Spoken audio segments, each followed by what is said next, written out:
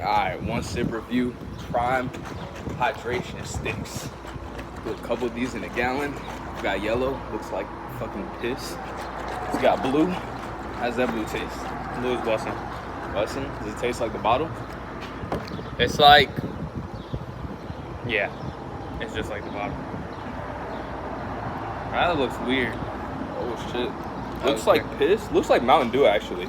You see the bubbles after you shake it, but No. tastes fire, I'm not gonna lie. It literally tastes like green Gatorade. It doesn't even taste like Prime. Like green Gatorade. The yellow Gatorade. Damn. No, I fuck with it. See how it is after the whole thing.